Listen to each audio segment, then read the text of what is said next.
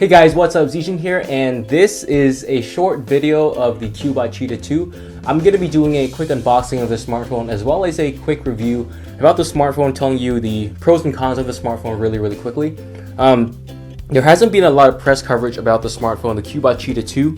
If you remember, there was a Cubot Cheetah 1 where Cubot partnered up with a couple of companies to put some of their software on this phone. And so here we have the second iteration of this phone. There hasn't been a lot of press coverage about this phone, so I thought I would give it a whirl and see what we have here. So we have the Cubot Cheetah in a nice golden box, and on the side we have a motto here. It says, "Stop following, take the lead." And then we have the sticker, and on the inside we have the phone itself. There's the phone. It actually comes with a case. Yeah, this phone comes with a case, so it's wrapped up nice. This like packaging with a case. So I've always been impressed with Cubot's presentation and packaging, as well as their finish and their software. It's very good, but unfortunately Cubot phones are a tiny bit more expensive than usual. For example, this phone cost around 150 bucks, 160 I believe. You might be able to get it for 140 if it's on sale. And you're only getting like an MTK 6753 processor, you're getting 3 gigs of RAM, so it's definitely not the best spec. At that price, you can get like a Redmi 4 Prime, or you could even get, for example, like a Redmi Note 4 for like 170 bucks, which is like 10 bucks more than the regular price. So again, on the inside, we have USB cable. It's a USB-C actually, if you can see, a USB-C, as well as a power plug. And here we have compliance regulation, as well as a quick start guide. So let's put all this aside and get into the smartphone itself. So yeah, here we have the smartphone, the Cubot smartphone. I'm gonna peel off this wrapper. Ooh, it's kind of sticky.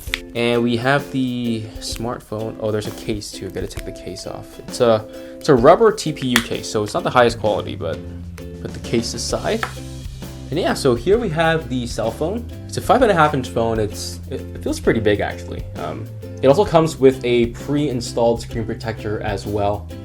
The build of this phone feels very good. It's metal, so it definitely feels good in hand. It's hefty, it's heavy.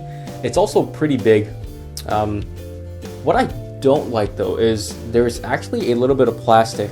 There's like a plastic trim around pretty much every edge of this device, which you can tell it's plastic and it doesn't feel very good. So that's just something to keep in mind if you do decide to go for this phone.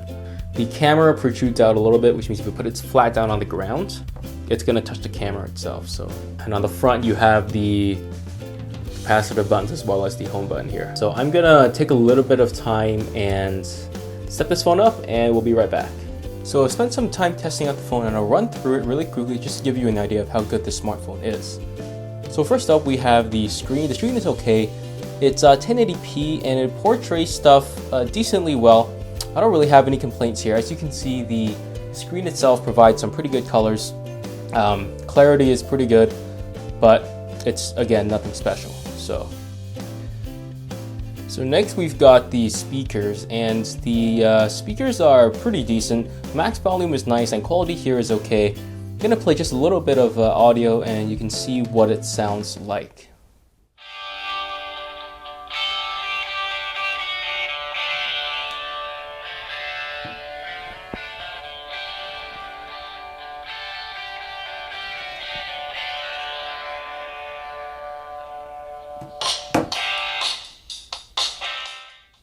Next up, we've got battery life, and battery life here is pretty good just because there's a nice 3500 milliamp hour battery, so it's something you don't really have to worry about. I could easily get 5 to 6 hours of screen time with the phone, and that's obviously not as good as my recently reviewed Xiaomi Redmi 4 Prime with the 4100 milliamp hour battery and the Snapdragon 625, but it's definitely respectable here with the MTK 6753 and a 3500 milliamp hour battery. So speaking of the 6753, it is showing its age, but with 3 gigs of RAM, you can multitask pretty well. Closing and opening apps is okay fast. It's definitely not as fast as the Redmi 4 Prime, but it's fast enough. You do see some lag, but it's not enough to make me scream in frustration. So gaming wise here, you can play some pretty intense games. The MTK 6753 is still pretty capable of playing games, and as you can see here, I'm playing the latest Asphalt game, and it's rendering it pretty well there aren't any slowdowns in this game. There are other games that you will see some slowdowns, but the MTK6753 is still pretty good. Next, we have the front-facing fingerprint sensor. The sensor itself is not the fastest and not the most accurate, so it's actually not that great. I don't use it very much just because of how inaccurate it is. Sometimes it'll recognize my finger, like here it didn't, and sometimes it will if I put it properly.